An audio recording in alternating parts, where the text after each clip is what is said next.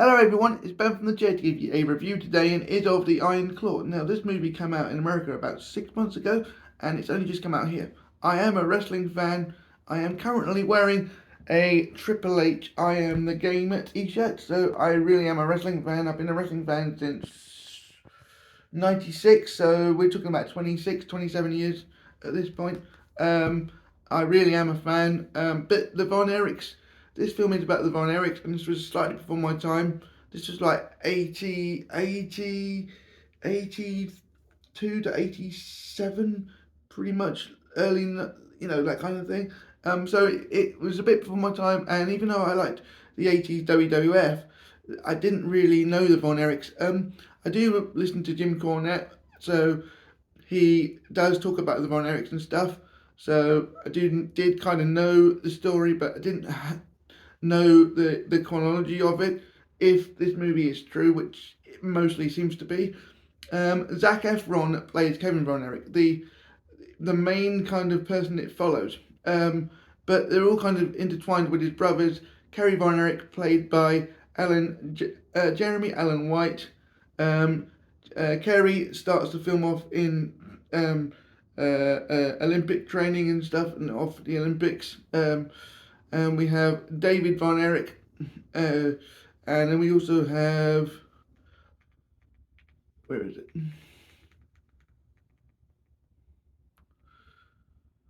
Stanley Simmons as Mike Von Erich. So Mike wants to be in a band and not want to be a wrestler like his other brothers. He doesn't have any muscle on him.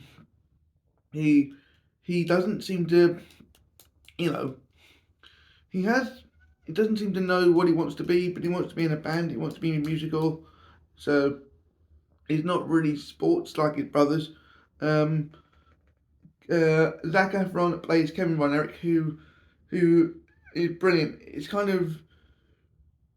He plays a kind of manly but introverted person that kind of hides his feelings, but it's all over his face. Kind of like what you would say Daniel Radcliffe do, kind of introvertly in Harry Potter. It's all in the eyes. It's in the cheekbones. When it's the camera really close to the face, where you can see every line, and just the stuff like that. Fitz Von Erich is played by Holt McCallary.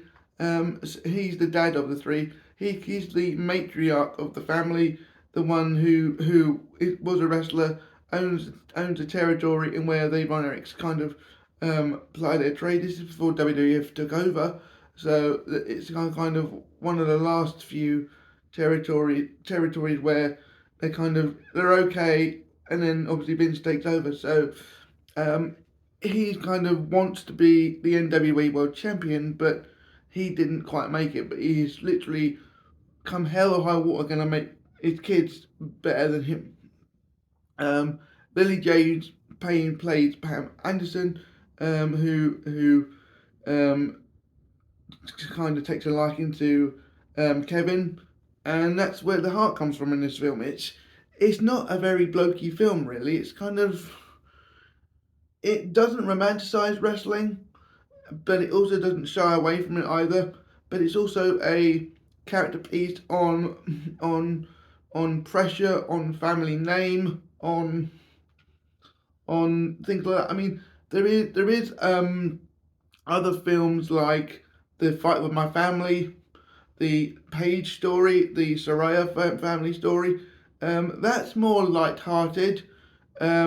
This is really like a full-edged drama, because what happens to the Von Erichs is true. You couldn't make this into a film. You wouldn't have believed it if it wasn't true. This was what makes a brilliant drama. Sometimes real life does become a drama. But Kevin Von Erich is the main one. Kerry goes off to the Olympics and then comes back. David, the third brother in the will. I mean, the thing I had trouble with this movie is it is great, but sometimes I couldn't work out who was who, because they all had the same hairstyle. That was sometimes I just wasn't sure. I kind of knew when Zac Efron was where Kevin was because he was always with Lily James, so that was okay. But the other two, I just couldn't work out who was who, to be honest. So that was one of my issues. The hair was brilliant though, but the fact that they all kind of wore the same wig and it didn't look out of place or anything, but it just, I mean, that was something I had trouble with. And they all kind of had the same accent as well. I couldn't tell them apart, to be honest. And they are brothers, so that was probably a good thing, but I just couldn't tell them apart. The actual shooting of the wrestling, how they got the colour grading is really good. I think it was kind of spot on. The smokiness, the camera angles where they were kind of cutting off a quarter of the ring, so you kind of knew you wasn't watching a show, but you was almost inside the wrestling moves because one needed to be kind of in the ring with them, but watching them, but not quite like you're watching on a TV. It wasn't far away; it was really close in. I like that. It kind of cut about a quarter of the ring off, so it felt really enclosed, like you could feel all the moves. And for a wrestling movie, there isn't a lot of wrestling in it. It's more of a character piece. So if you're not a fan of wrestling, but you've heard of this somehow, I'd go and see it. I do have a couple of other problems. I think the person they got to play Ric Flair, Aaron Dean Eisenberg, why? I mean, you literally couldn't find anyone worse. It was like a cosplayer trying to play Ric Flair. He didn't even get the voice right, and the wig was awful. Now, I mentioned the wig earlier on the Von Erichs, which was nicely done. The hair was nice. Everything was really good.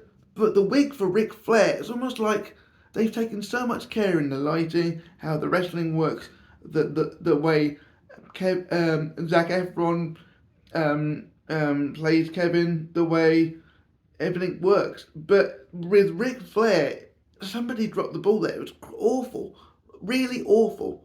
Didn't have the voice. I mean, you can go woo on Ric Flair, but I could do that woo on Ric Flair, and it doesn't mean I'm playing Ric Flair.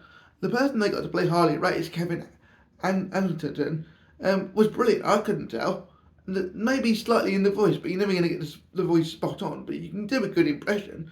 But my Christ, the person playing Ric Flair was awful. Every other actor in this movie is brilliant, except for that. And it's stuck out like a sore thumb, because Ric Flair is one of the biggest wrestlers in the world in the 80s, and the Von Erichs were going after his title, so he was in, what, 5, 6 scenes, and there were quite scenes that were needed, especially one of the ones in the locker room, and it just it was awful. But everything else was taken with such care, except Ric Flair. I don't understand why. Somebody didn't either order the right wig, or somebody he just didn't perform. I don't know, but everything else is brilliant. I think this film is worth a watch. I think whoever did this in cinematography is brilliant. I think I loved it. I loved it, apart from the fact I couldn't tell who was who, apart from Zac Efron and Mike apart, because obviously he has shorter hair and stuff. And in the end of the film, Mike does come into his own. He kind of becomes he's the more entertaining of the three, because he's not really the muscle. I like that. Maxwell Jacob Friedman, MJF, was supposed to be in this film, but he wasn't. It got cut. He was supposed to play somebody called Lance Von Erich. He did kind of do a bit of a producer role, along with Chavo Guerrero Jr., who was like the wrestling choreographer, to get that right. So between those two, I mean, Guerrero is, obviously the nephew of Eddie, and Guerreros have a big lineage, so that's why the wrestling was so good. And obviously Max, probably was there to just see if he can get into acting later on in his career, because, Max is pretty good. I think everyone was good apart from the bloke playing Ric Flair. It sticks out like a sore thumb because everything else was so good. You felt the emotion of every character, but just not the person playing Rick. I cannot wait to rewatch this. I presume I'm going to have to report the Blu-ray /4K, because Amazon seem to have A24 films come out on Amazon Prime. I actually want to get this on Blu-ray or 4K, so I'm going to have to import it, but luckily I have a 4K Blu-ray player. So yeah, I did like this film. I cannot wait to rewatch it. If you're a wrestling fan, definitely go and see it. If you're not, give it a try. What's the worst? You've seen a movie that you know you're never going to see again, and you might fall in love with wrestling or just movies like this. I really liked it. Lily James was brilliant, and yeah, and I think this could be definitely my films of the year. So that's going to be my review of Iron Claw, or The Iron Claw. Thank you for watching. Please like and subscribe, and I'll see you guys on the next video. Bye!